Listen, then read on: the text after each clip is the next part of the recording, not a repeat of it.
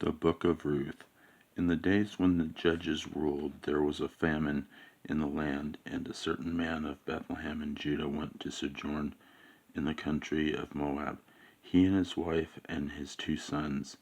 The name of the man was Elimelech, and the name of his wife Naomi, and the names of his 2 sons were Mahlon and Chilion. They were Ephrathites from Bethlehem in Judah. They went into the country of Moab and remained there. But Elimelech, the husband of Naomi, died, and she was left with her 2 sons. These took Moabite wives. The name of the one was Oprah, and the name of the other Ruth. They lived there about 10 years, and both Mahlon and Chilion died. So that woman was bereft of her 2 sons and her husband. Then she started with her daughters-in-law to return from the country of Moab, for she heard in the country of Moab that the Lord had visited his people and given them food. So she set out from the place where she was with her 2 daughters-in-law, and they went on the way to return to the land of Judah. But Naomi said to her 2 daughters-in-law, "Go return each of you to her mother's house. May the Lord deal kindly with you as you have dealt with the dead and with me. The Lord grant that you may find a home, each of you in the house of her husband." Then she kissed them, and they lifted up their voices and wept.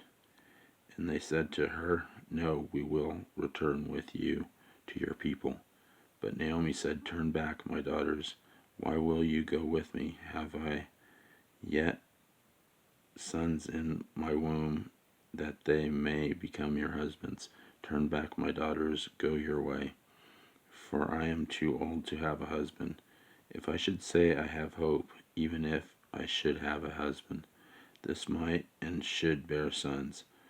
Would you therefore wait till they were grown? Would you therefore refrain from marrying? No, my daughters, for it is an exceedingly bitter to me for your sake that the hand of the Lord has gone forth against me." Then they lifted up their voices and wept again, and Orpah kissed her mother-in-law. But Ruth clung to her, and she said, "See, your sister-in-law has gone back to her people and to her gods. Return after your sister-in-law." But Ruth said, "Entreat me not to leave you or to return from following you. For where you go, I will go, and where you lodge, I will lodge. Your people shall be my people, and your God my God. Where you die, I will die, and there will I be buried. May the Lord do so to me, and more also, if even death parts me from you." And when Naomi saw that she was determined to go with her, she said no more. So the 2 of them went on until they came to Bethlehem. And when they came to Bethlehem, the whole town was stirred because of them. And the women said, "Is this Naomi?" She said to them, "Do not call me Naomi. Call me Mara, for the Almighty has dealt very bitterly with me. I went away full, and the Lord has brought me back empty. Why call me Naomi when the Lord has afflicted me, and the Almighty has brought calamity upon me?"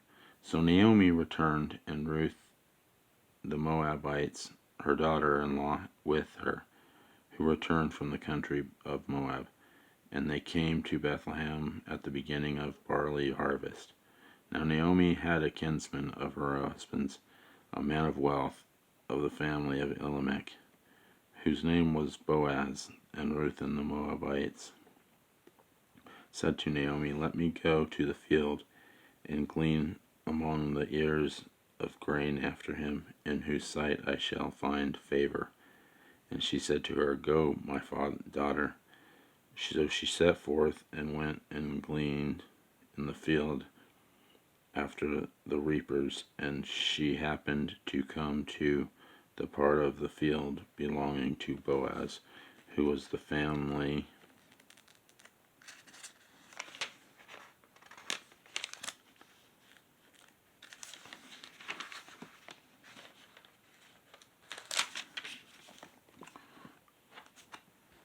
of Elimelech. And behold, Boaz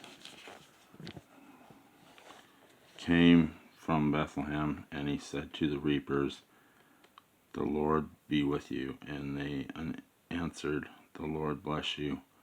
Then Boaz said to his servant who was in charge of the reapers, "Whose maiden is this?"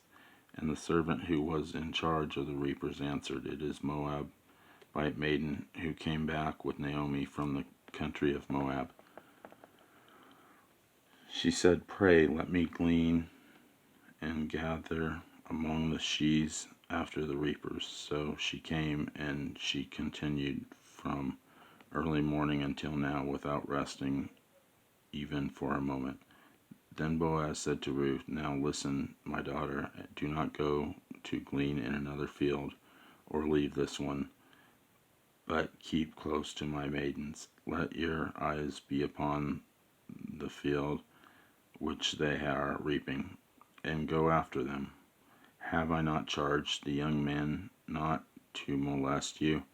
And when you are thirsty, go to the vessels and drink what the young men have drawn." Then she fell on her face, bowing to the ground,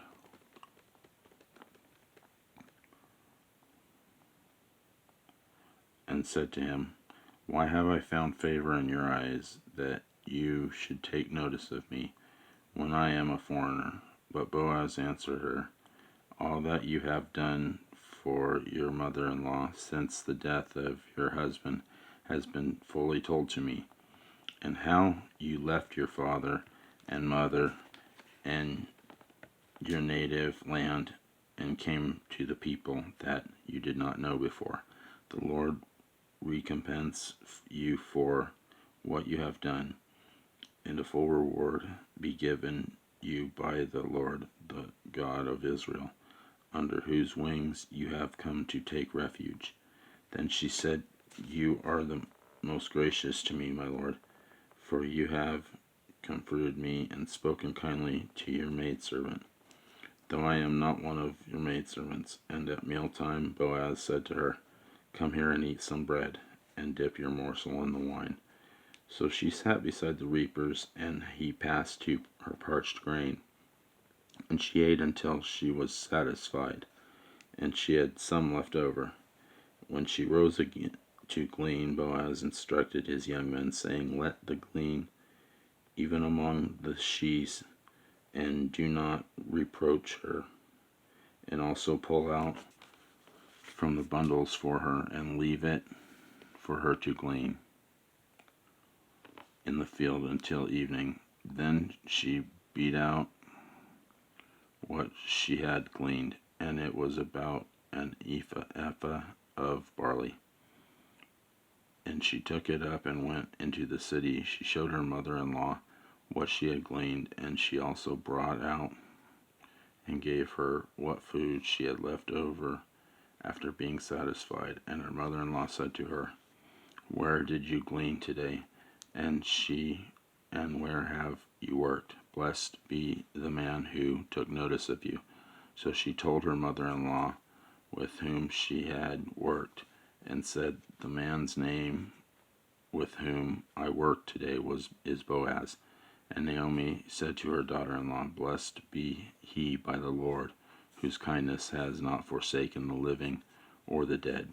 Naomi also said to her, "The man is a relative of ours, and one of our nearest kin." And Ruth the Moabite said, "Besides, he said to me, 'You shall keep close by my maidservants till they have finished all my harvest.'" And Naomi said to Ruth, her daughter-in-law, "It is well, my daughter, that you go out with his maidens, lest in another field you be molested." So she kept close to the maidens of Boaz, gleaning until the end of the barley and wheat harvests, and she lived with her mother-in-law. Then Naomi, her mother-in-law, said to her, My daughter, should I not seek a home for you, that it may be well with you? Now is not Boaz our kinsman, with whose maidens you are? See, he is winnowing barley tonight as the threshing floor. Wash, therefore, and anoint yourself, and put on your best clothes, and go down to the threshing floor. But do not make yourself known to the man until he has finished eating and drinking. But when he lies down, observe the place where he lies. Then go and uncover his feet and lie down, and he will tell you what to do. And she replied, All that you say I will do. So she went down to the threshing floor, and you did just as her mother-in-law had told her. And when Boaz had eaten and drunk, and his heart was merry, he went to lie down at the end of the heap of grain. Then she came softly and uncovered his feet and lay down. At midnight the man was startled and turned over, and behold, a woman lay at his feet. He said, Who are you? And she answered, I am Ruth, your maidservant. Spread your skirt over your maidservant, for you are next of kin. And he said, May you be blessed by the Lord. My daughter, you have made this last kindness greater than the first, in that you have not gone after young men, whether poor or rich. And now, my daughter, do not fear. I will do for you all that you ask. For all my fellow townsmen know that you are a woman of worth, and know now it is true that I am a kinsman. Yet there is a kinsman nearer than I. Remain this night, and in the morning, if he will do the part of the next of kin for you, well, let him do it. But if he is not willing to do the part of the next of kin for you, then as the Lord lives, I will do the part of the next of kin for you. Lie down until the next morning. So she lay at his feet until the morning, but arose before one could recognize another. And he said, Let it not be known that the woman came to the threshing floor. And he said, Bring the mantle you are wearing and hold it out. So she held it and measured out 6 measures of barley and laid it upon her. Then she went into the city. And then when she came to her mother-in-law, she said, How did you fare, my daughter? Then she told her all that the man had done for her, saying, These 6 measures of barley he gave to me. For he said, You must not go back empty-handed to your mother-in-law. She replied, Wait, my daughter, until you learn how the matter turns out. For the man will not rest, but will settle in the matter today. And Boaz went up to the gate and sat down there. And behold, the next of kin, of whom Boaz had spoken, came by. So Boaz said, Turn aside, friend, sit down here. And he turned aside and sat down. And he took men of the elders of the city and said, Sit down here. So they sat down. Then he said to the next of kin, Naomi, who has come back from the country of Moab, is selling the parcel of land which belonged to our kinsman Elimelech. So I thought I would tell you of it, and say, Buy it in the presence of those sitting here, and in the presence of the elders of my people. If you will redeem it, redeem it. But if you will not, tell me, that I may know, for there is no one besides you to redeem it, and I come after you. And he said, I will redeem it. Then Boaz said, The day you buy the field from the hand of Naomi, you are also buying Ruth, the Moabites, the widow of the dead, in order to restore the name of the dead to his inheritance. Then the next of kin said, I cannot redeem it for myself, lest I impair my own inheritance. Take my right of redemption yourself, for I cannot redeem it. Now this was the custom in former times in Israel concerning redeeming and exchanging to confirm a transaction. The one drew off his sandal and gave it to the other, and this was the manner of attesting in Israel. So when the next of kin said to Boaz, buy it for yourself, he drew off his sandal. Then Boaz said to the elders and all the people, you are witnesses to this day that I have brought from the hand of Naomi all that belonged to Elimelech and all that belonged to Chilion and Mahlon, also Ruth the Moabites, the widow of Mahlon, I have bought to be my wife, to perpetuate the name of the dead in his inheritance. The name of the dead may not be cut out from among his brethren, and from the gate of his native place. You are witnesses this day. Then all the people who were at the gate and the elders said, we are witnesses. May the Lord make the woman who is coming into your house like Rachel and Leah, who together built up the house of Israel.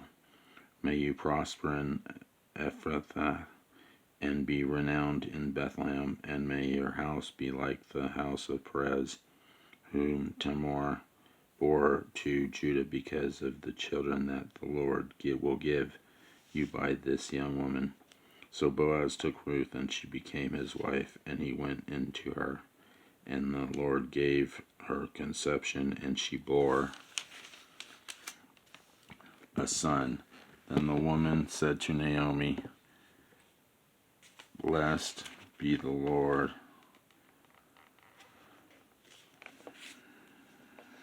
who has not left you this day without next of kin, and may his name be renowned in Israel. He shall be to you a restorer of life and a nourisher of your old age. For your daughter-in-law who loves you, who is more to you than 7 sons, has borne him. Then Naomi took the child and laid him in her bosom and became his nurse. And the woman of the neighborhood gave him a name, saying, a son has been born to Naomi. They named him Obed, and he was the father of Jesse, the father of David.